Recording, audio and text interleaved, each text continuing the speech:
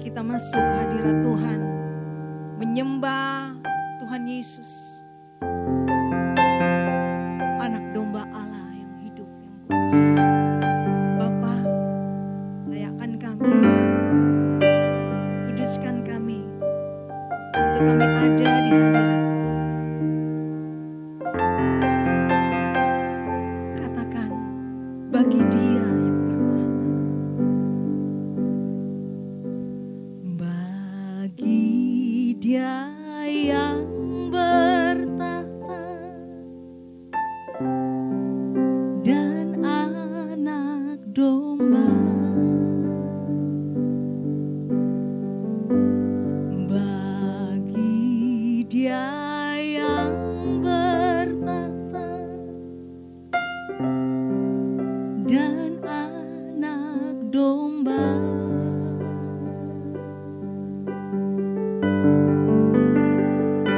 segala puji dan hormat dan glori dan kuasa selamanya.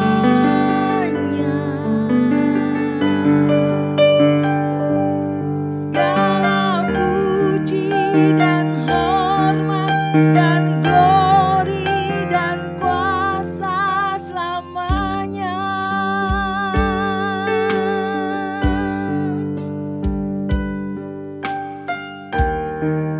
Bagimu Tuhan Yesus yang bertahta. Mari sama-sama bagi Dia yang bertahta dan anak domba,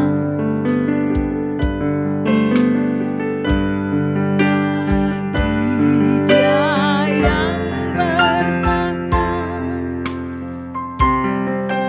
dan anak domba,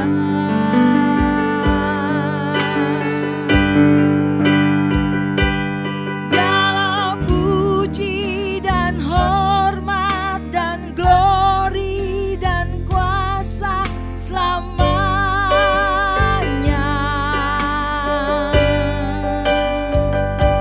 Segala puji dan hormat dan glori dan kuasa selamanya. Segala puji dan hormat dan glori dan kuasa selamanya.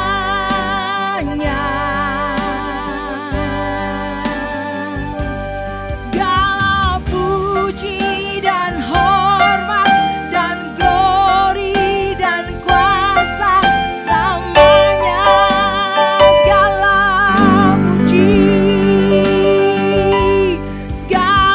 puji dan hormat dan glori dan kuasa selamanya. Segala puji dan hormat dan glori dan kuasa selamanya.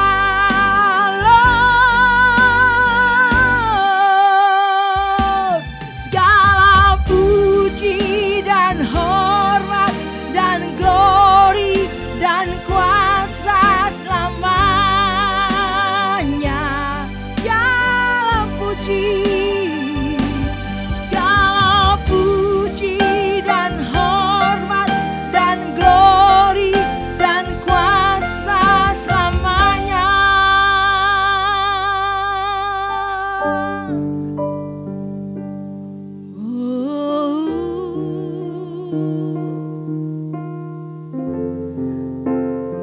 Kami sembahmu,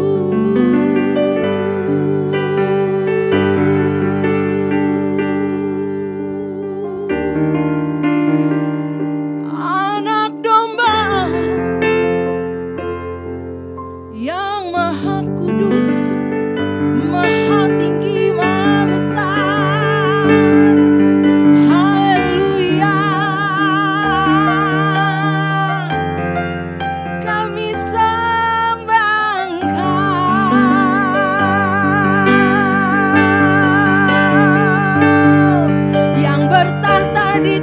Jemaat kudus, Yesus selama-lamanya.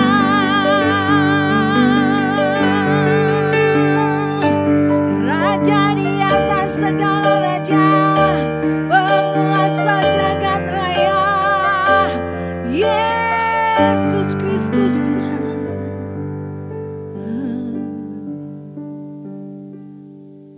Di tatamu kami datang Tuhan. Kami rindu sebuah perubahan dalam hidup kami. Kami mengekspresikannya Tuhan, kasih-Mu melalui pribadi-Mu dan karakter-Mu yang ada pada kami. Biarlah terjadi perubahan dengan kekuatan. Sujud di altar, ku bawa hidupku, ku terima anugerahnya, Dia ampuniku dan bebaskanku. Dia ubah hidupku, barui hatiku. Sesuatu terjadi saat datang di altarnya. Sujud di altarnya, ku bawa hidupku, ku terima anugerahnya, Dia ampuniku dan bebaskanku. Dia ubah hidupku, barui hatiku. Sesuatu terjadi saat datang di altarnya. Mari kita sujud di hadapan Tuhan kita Yesus Kristus. Sujud di altarnya, ku bawa hidupku, ku terima anugerahnya, Dia ampuniku dan bebaskanku.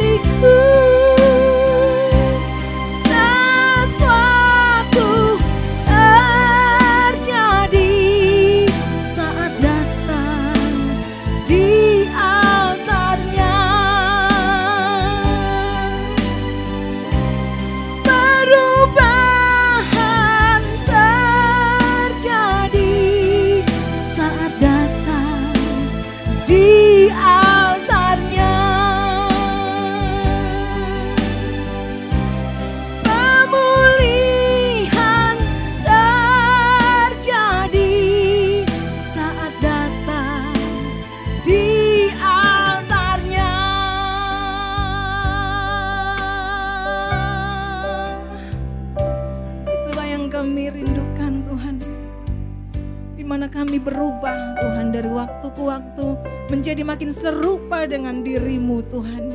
Kami tahu keberadaan kami belumlah seperti yang Engkau mau. Tuhan yang memberikan kami kekuatan. Terima kasih Tuhan, kami mendaftarkan ibadah kami ini dalam nama Tuhan Yesus Kristus. Haleluya. Amin. Puji Tuhan. Saudara, hati kita bergirang saat kita ada di dalam hadirat Tuhan. Amin. Hati kita akan bergirang mendengar seruan. Mari datang ke rumah Tuhan. Mari kita bertepuk tangan. Dan saudara yang di rumah, mari kita bangkit berdiri. Bersukacita. Dan bergirang hati kita. Hati kita girang mendengar seruan. Mari kita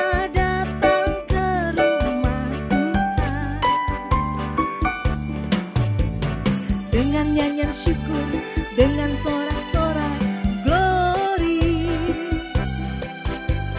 Hari Tuhan kita rayakan. Amin. Katakan, hati kita girang mendengar seruan. Mari kita datang ke rumah Tuhan. Dengan nyanyian syukur, dengan sorak-sorai glory. Hari Tuhan kita rayakan. Amin.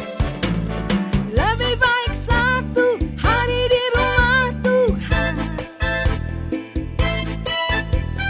daripada 1000 hari di tempat lain. Amin. Lebih baik berdiri di ambang rumahmu daripada di kemah orang fasik. Musik. Haleluya. Hati kita girang mendengar seruan. Mari datang ke rumah Tuhan. Mari katakan. Hati kita girang mendengar seruan. Mari kita datang ke rumah Tuhan. Dengan nyanyian syukur, dengan sorak-sorai glory. Hari Tuhan kita rayakan. Lebih baik satu hari di rumah Tuhan daripada 1000 hari di tempat lain. Lebih baik berdiri di ambang rumahmu daripada di kemah orang fasik. Dengan bangga kita mau katakan, lebih baik satu hari di rumah Tuhan daripada 1000 hari di tempat lain. Lebih baik berdiri di ambang rumahmu daripada di kemah orang fasik. Lebih baik satu hari di rumah Tuhan daripada 1000 hari di tempat lain. Lebih baik berdiri di ambang rumahmu daripada di kemah orang fasik. Daripada di kemah orang fasik. Daripada di kemah orang fasik. Sungguh sukacita apabila kita selalu ada di hadirat Tuhan. Amin. Tiap langkah kita akan diatur oleh Tuhan. Bagi siapa yang mau dipimpin oleh Tuhan, Tuhan bersedia memimpin, mengatur langkah kita. Sampai kita tiba di tujuan misalnya. Tiap langkahku diatur oleh Tuhan, dan tangan kasih-Nya membimbingku. Di tengah gelombang dunia menakutkan, hatiku tetap tenang teduh. Tiap langkahku, ku tahu Tuhan yang pimpin ke tempat tinggiku dihantarnya. Hingga sekali nanti aku tiba di rumah Bapa surga yang bakal. Tiap langkahku diatur oleh Tuhan. Saudara percaya bahwa langkah-langkah kita tidak akan sia-sia di dalam Tuhan. Tiap langkahku diatur oleh Tuhan, dan tangan kasih-Nya membimbingku. Di tengah gelombang dunia menakutkan, hatiku tetap tenang teduh. Tiap langkahku, ku tahu Tuhan yang pimpin ke tempat tinggiku dihantarnya. Hingga sekali nanti aku tiba di rumah Bapa surga yang bakal. Tiap langkahku, ku tahu Tuhan yang pimpin ke tempat tinggiku dihantarnya. Hingga sekali nanti aku tiba di rumah Bapa surga yang bakal. Satu hari kita akan tiba di rumah Bapa surga yang bakal. Di rumah Bapa surga yang bakal.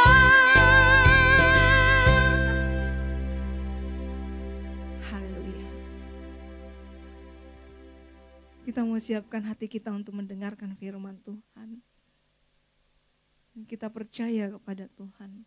Walau tidak semua hal kita mengerti, dan kita tidak pernah tahu ujung jalan ini, namun kita tak percaya Tuhan bersama dengan kita.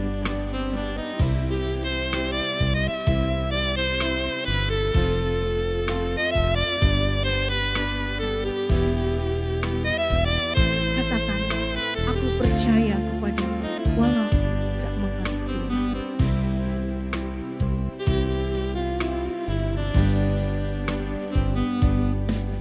Percaya kepadamu walau ku tak mengerti, dan tak pernah ku tahu ujung jalan ini.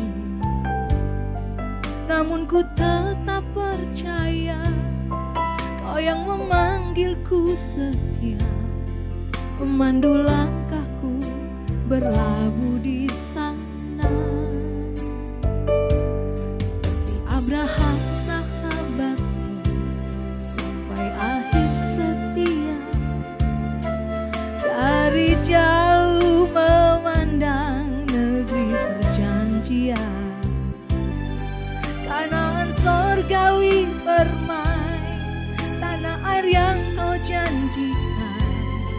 tempat pertemuan semua saleh Tuhan. Bawa aku ke sana, ajar aku setia, mengerti semua maksud dan jalanmu. Tak ku ingini lagi indahnya dunia ini, karena ku yakin yang kau sediakan sempurna. Katakan, aku percaya padamu walau ku tak mengerti, dan tak pernah ku tahu ujung jalan ini. Namun ku tetap percaya Kau yang memanggilku setia, memandu langkahku berlabuh di sana. Seperti Abraham sahabatmu, sampai akhir setia.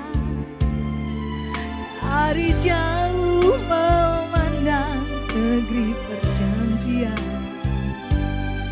tanah sorgawi permai, tanah air yang kau janjikan, tempat pertemuan semua saleh Tuhan. Bawa aku ke sana, ajar aku setia, mengerti semua maksud dan jalan. Tak ku ingini lagi indahnya dunia ini, karena ku yakin yang kau sediakan sempurna. Bawa aku ke sana, ajar aku setia, mengerti semua maksud dan jalanmu. Tak ku ingini lagi indahnya dunia ini, karena ku yakin yang kau sediakan sempurna. Karena ku yakin yang kau sediakan sempurna. Karena ku yakin yang kau sediakan sempurna.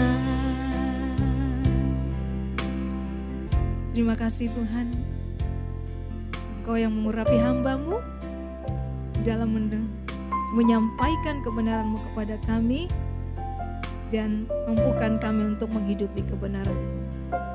Amin.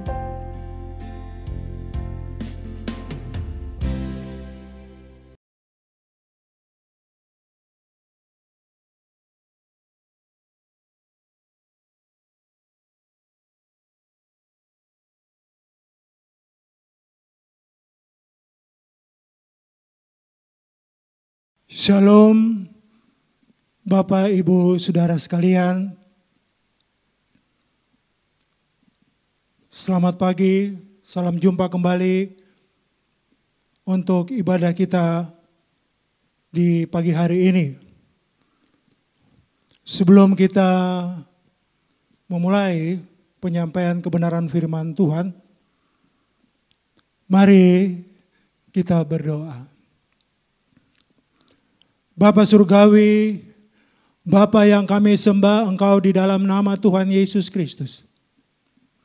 Kami bersyukur untuk pagi hari ini atas segala penyertaan-Mu, apapun keberadaan kami ya Tuhan. Siapkanlah kami bersama ya Tuhan, untuk mendengarkan, memahami kebenaran firman-Mu, dan terlebih daripada itu, untuk dimampukan ya Tuhan menjadi pelaku firman-Mu yang hidup. Urapi hamba-Mu secara khusus ya Tuhan, maupun dengan seluruh jemaat yang ada di mana saja. Di dalam nama Tuhan Yesus, kami siap di dalam ibadah saat ini. Amin. Bapak, Ibu, Saudara sekalian, pada kesempatan ini saya akan menyampaikan tema tentang penyertaan oleh Tuhan. Penyertaan oleh Tuhan. Bacaan nas Alkitab dari Yohanes 15 ayat 1 sampai dengan 7 tentang pokok anggur yang benar. Ayat 1. Akulah pokok anggur yang benar dan Bapakulah pengusahanya.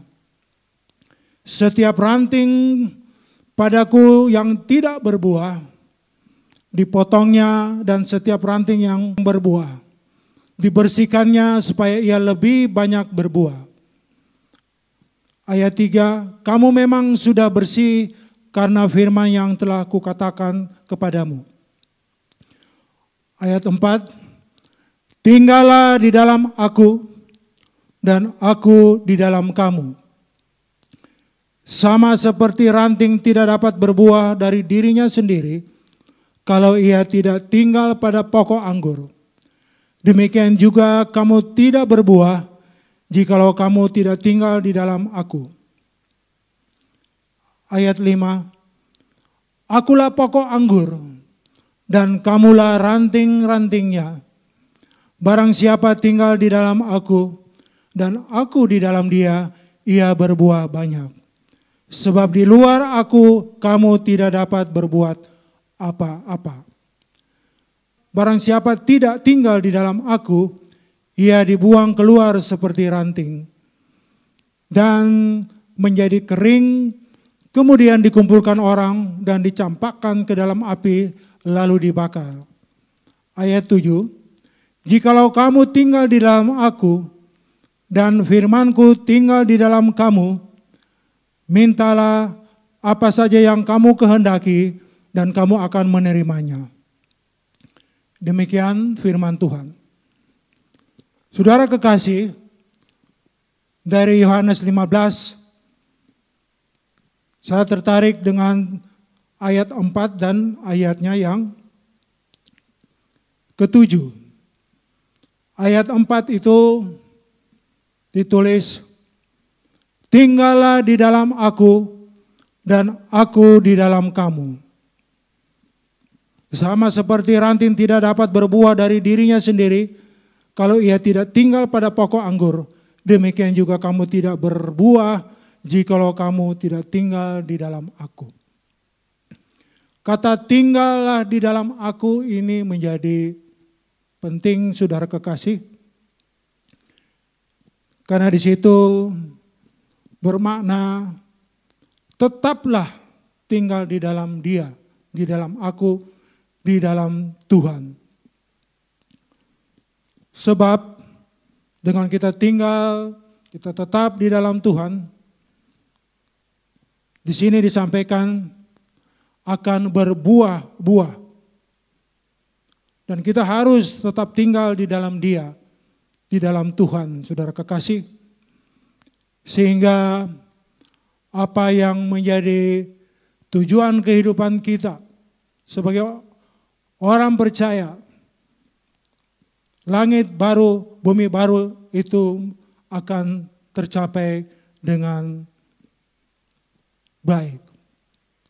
Saudara kekasih, kemudian di ayat 7, jikalau kamu tinggal di dalam aku dan firmanku tinggal di dalam kamu, mintalah apa saja yang kamu kehendaki dan kamu akan menerimanya. Jadi dua kalimat penting yang bermakna untuk kita renungkan bersama pada pagi hari ini adalah di ayat 4, tinggallah di dalam aku. Tetaplah di dalam aku. Dan ayatnya yang 7 yang menarik, ya, selalu dirindukan setiap orang percaya. Di ujung ayat 7 itu, mintalah apa saja yang kamu kehendaki dan kamu akan menerimanya. Saudara kekasih, disitulah pergumulannya. Pergumulannya bahwa di dalam usaha kita untuk tetap atau tinggal di dalam Tuhan, itu menjadi persoalan. Karena disitulah dituntut kesetiaan.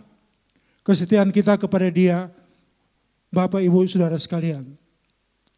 Saudara kekasih, berhubung kita ini adalah manusia dengan ada kehendak bebas, penyampaian ayat 4 ini tidaklah semudah apa yang ditulis. Tinggallah di dalam Dia, di dalam aku.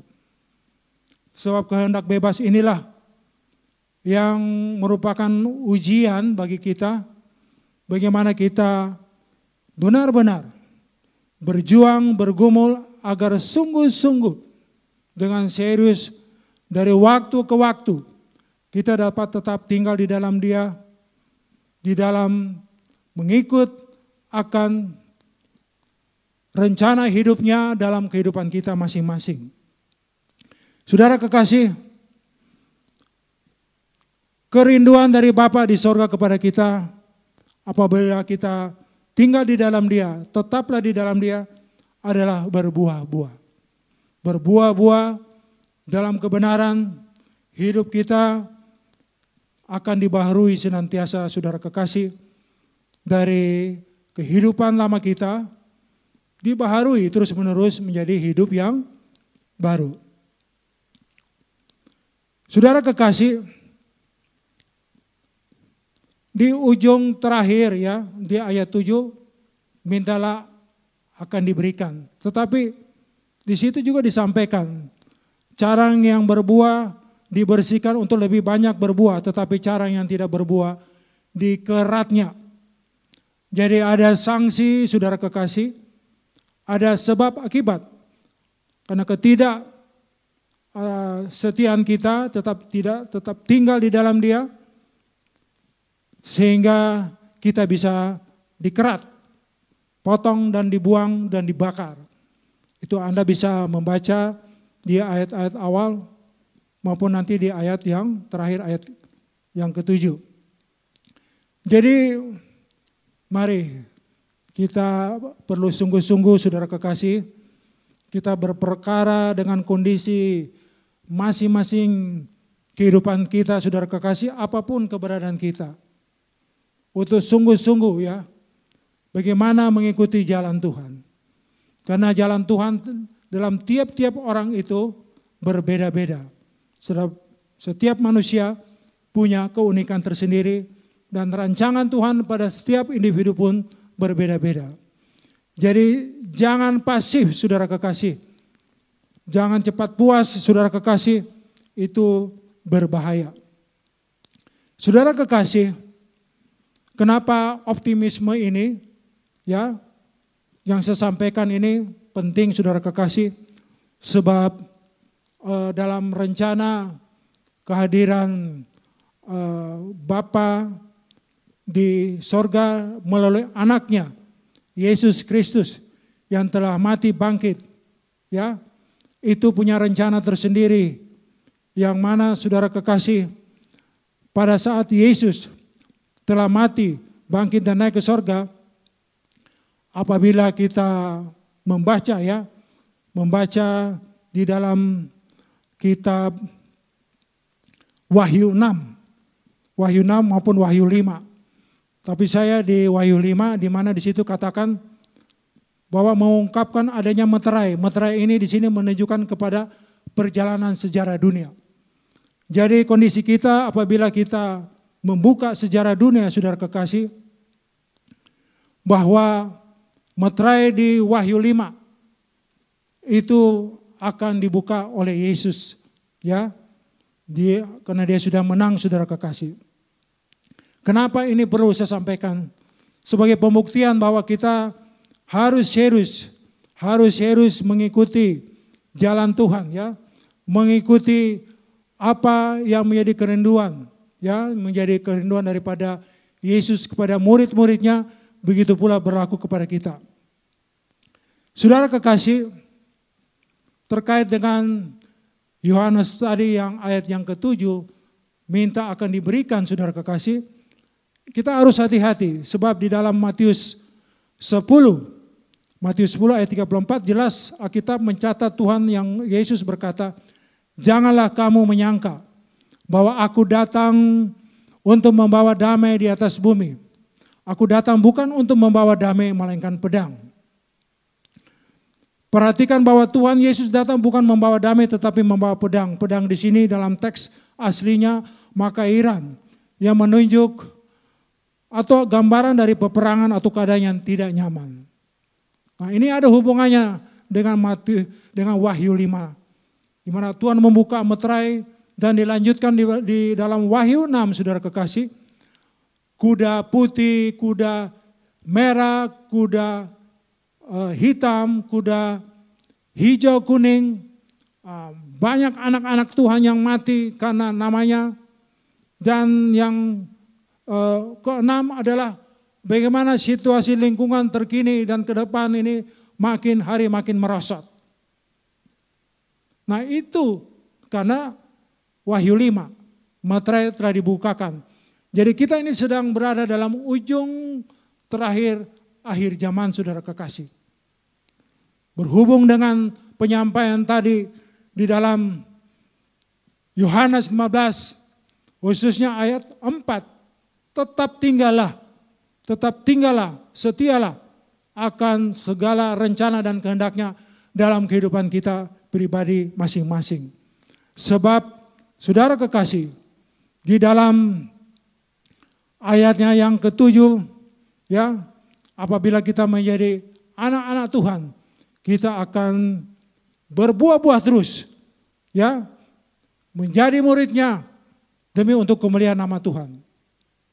Saudara kekasih, jadi di dalam rangka mengisi kehidupan sejarah dunia ini telah disampaikan bagaimana pasca Yesus bangkit ke sorga, dia telah membuka meterai gulungan kitab di Wahyu 5 dan Wahyu yang ke-6 sudah nyata saat ini.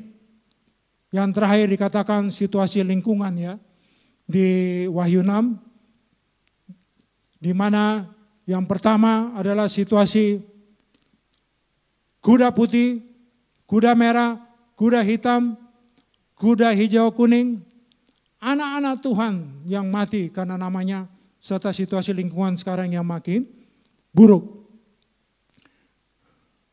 Jadi saudara kekasih, kenapa pentingnya kita tetap dalam Dia?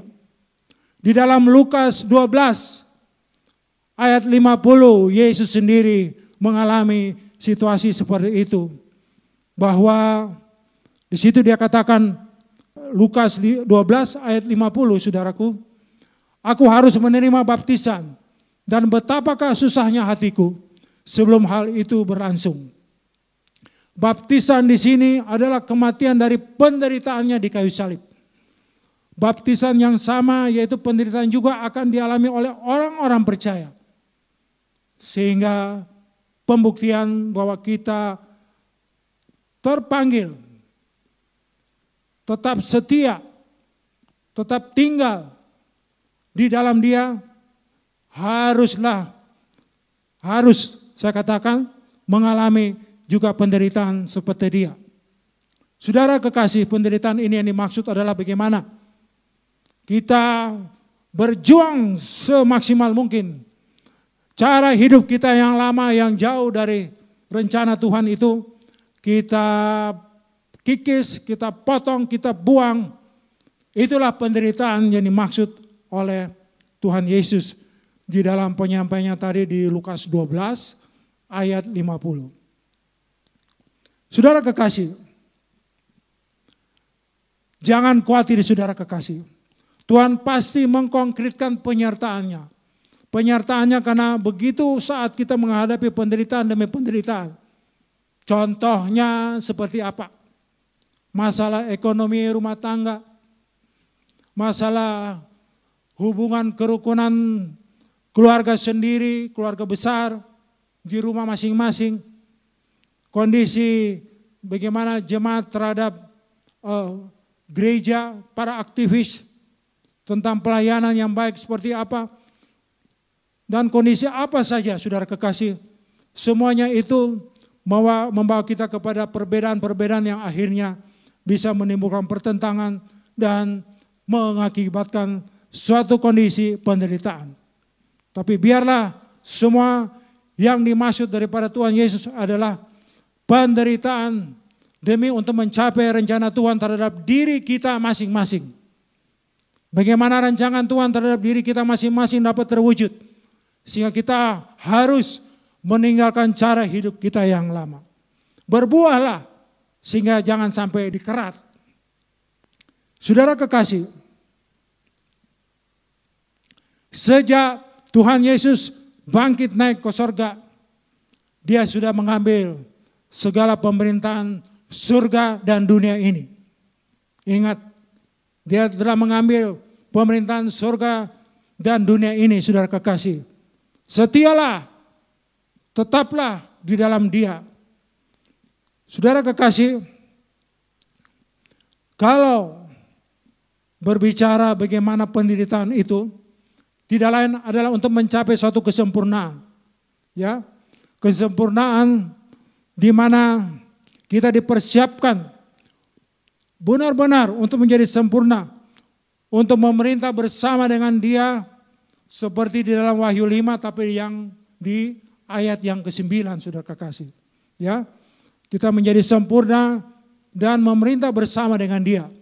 Jadi di dalam Yohanes 15 ayat yang ke-7, minta diberi, ya amin.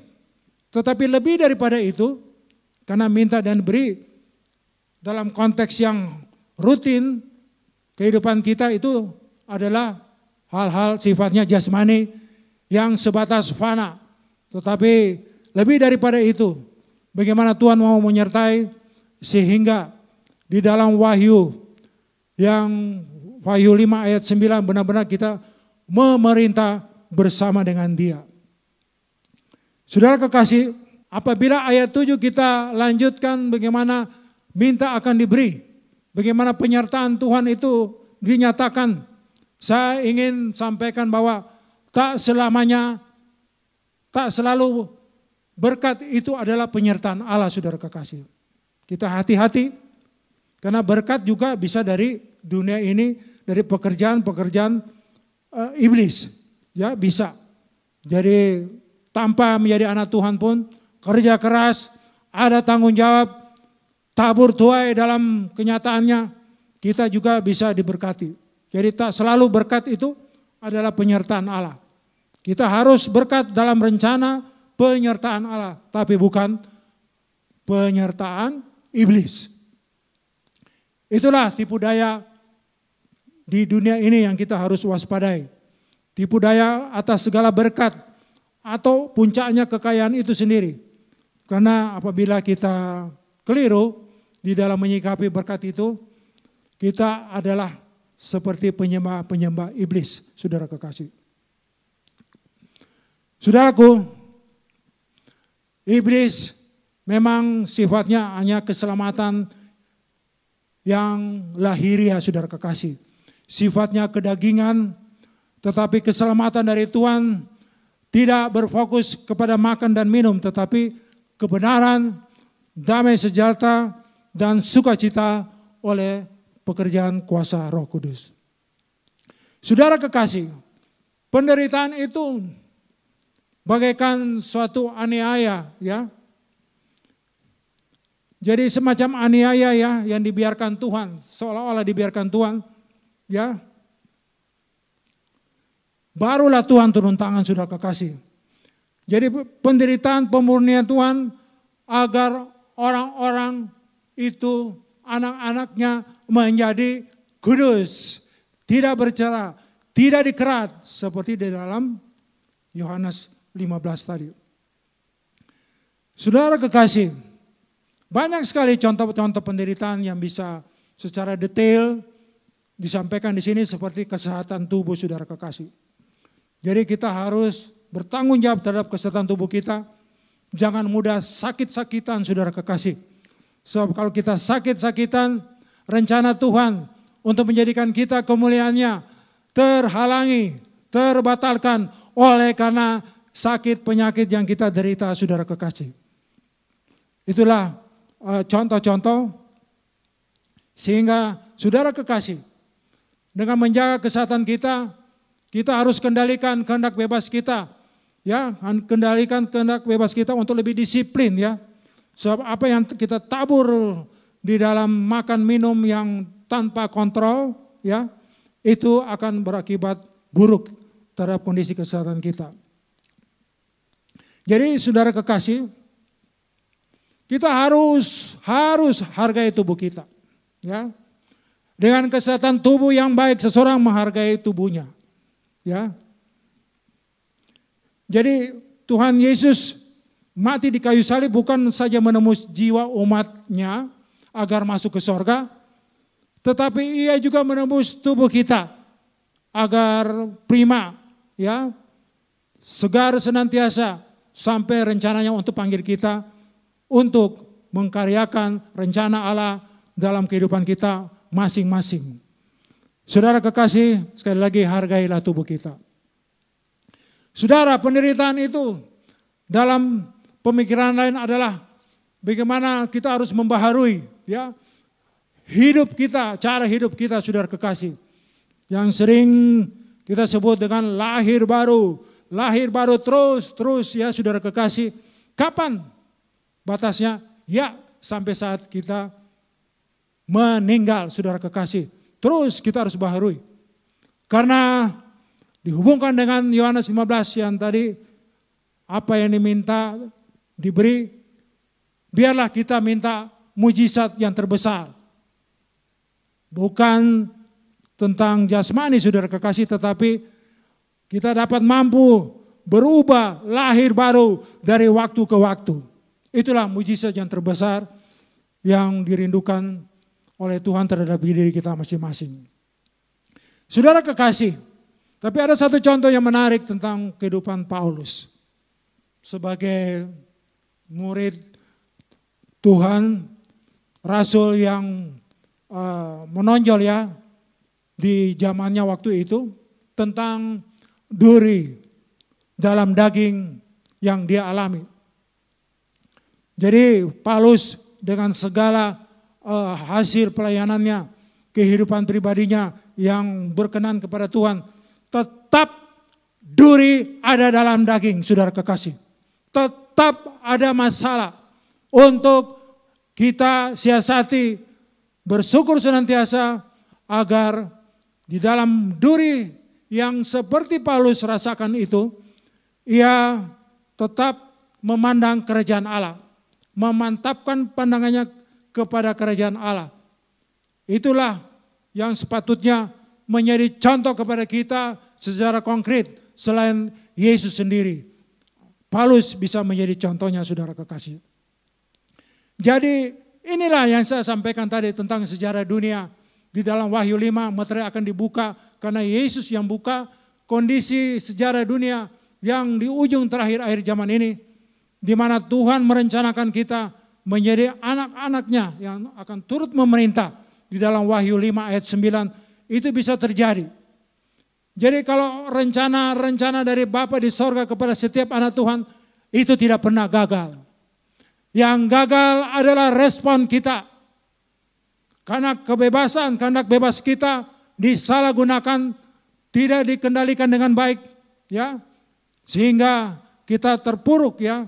Kita pilih dengan kondisi dunia yang fana ini, sehingga kita sendiri yang menggagalkan, saudara kekasih, bukan Tuhan.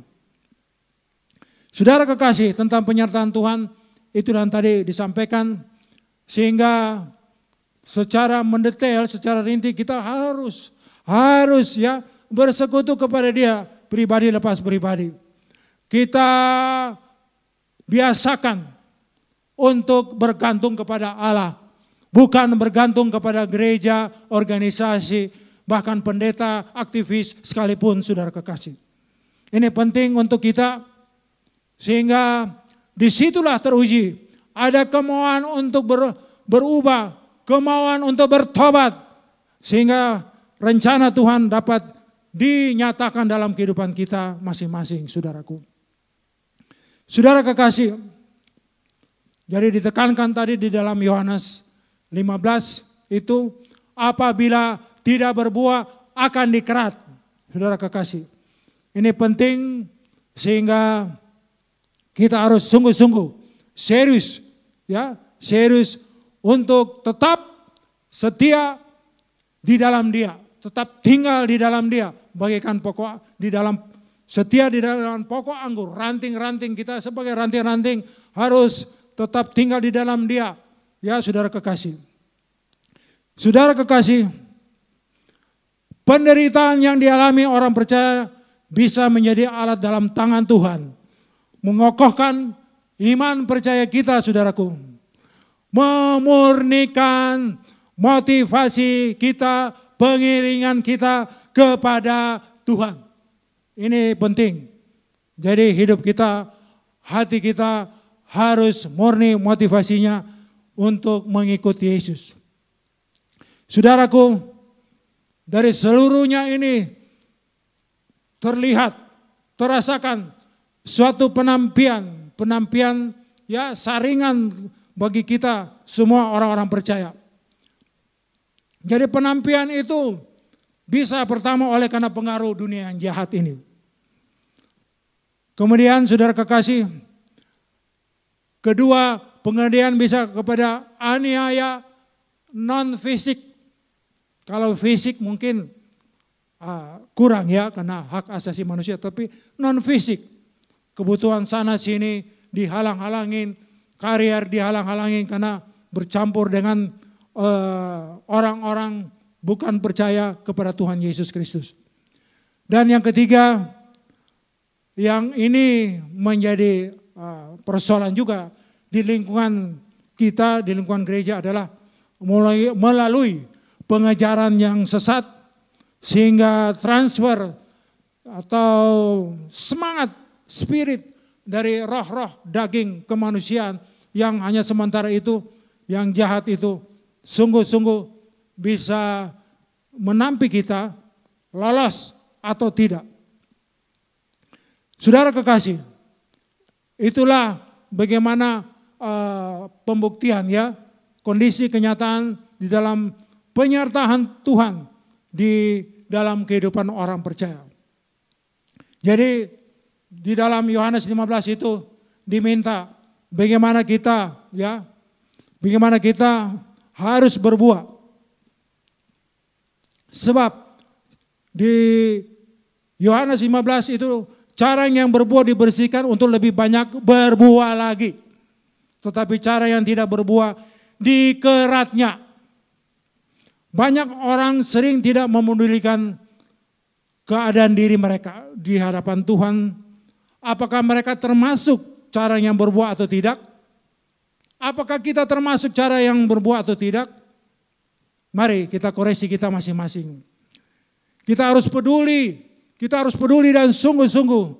Mau berperkara adalah sikap pasif. Sikap pasif yang sangat membahayakan. Marilah saudara kekasih, kita berbuah, kita berubah. Demi untuk tercapai rencana Tuhan yang tidak pernah gagal dalam kehidupan kita masing-masing. Haleluya. Amin. Sekian firman Tuhan. Saudara kekasih, mari kita tunduk kepala untuk berdoa. Bapa Surgawi, terima kasih untuk penyampaian kebenaran firman-Mu. Di dalam rencana penyertaan-Mu, ya Bapa, begitu banyak rintangan-rintangan, penderitaan-penderitaan, penampian-penampian dari waktu ke waktu yang kita hadapi.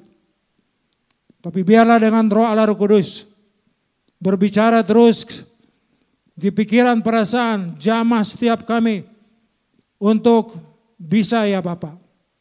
Dengan kehendak bebas kita ada kemauan kuat untuk berubah, berbuah, bertobat demi kemuliaan nama-Mu dalam hidup kita masing-masing.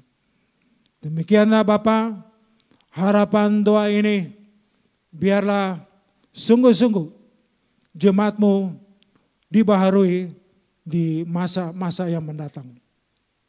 Pada kesempatan ini juga ya Bapa, kami serahkan kondisi gereja kami ya Tuhan.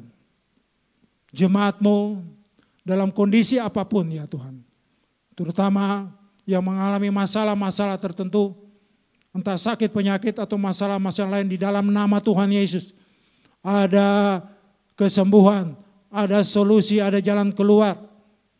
Masalah-masalah teknis tentang gereja ini, tentang organisasi gereja ini, para aktivis satu dengan lain, terjadi sinergi yang baik, kuat, satu dengan lain, kompak ya Bapa, demi untuk kemajuan nama-Mu di dalam kami melayani di lingkungan GSKI Perdatam ini.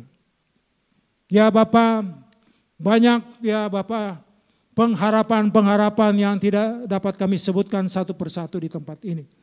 Tapi biarlah ya Bapa, dari gembala cabang kami, Bapak Pendeta Ferry Kencem, dapat segera pulih kembali kesehatannya Bapa, dan kepada gembala wakil gembala kami ya Tuhan, Bapak Pendeta David Adam ya Tuhan, dapat benar-benar Engkau urapi dengan kuasa-Mu untuk melayani, menuntun kami semua ini, mengatur kami semua ini, demi untuk kemuliaan nama-Mu saja ya Tuhan, bukan untuk cabang gereja GSK Perdatang semata.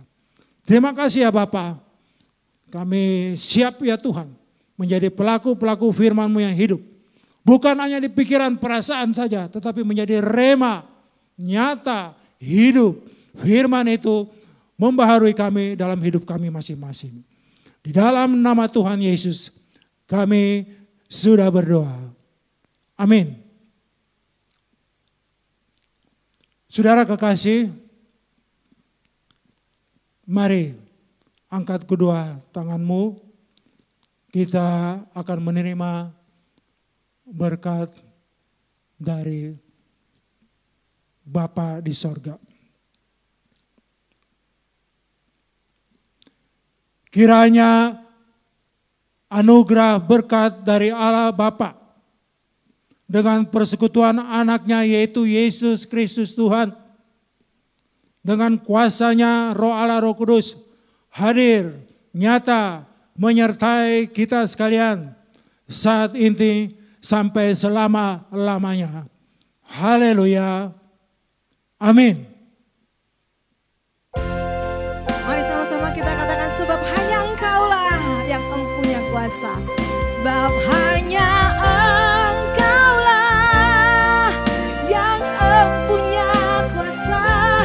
Kerajaan, kemuliaan, biar semua yang hidup yang telah Kau ciptakan mengagungkan, memuliakan nama-Mu.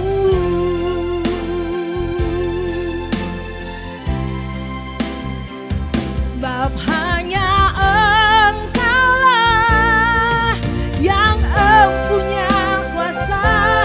Kerajaan, kemuliaan, biar semua yang hidup yang telah Kau ciptakan mengagungkan, memuliakan nama-Mu. Mengagungkan, memuliakan nama-Mu. Mengagungkan, memuliakan nama-Mu. Terima kasih, selamat hari Minggu buat kita semua. Terima kasih untuk persembahannya. Tuhan Yesus memberkati.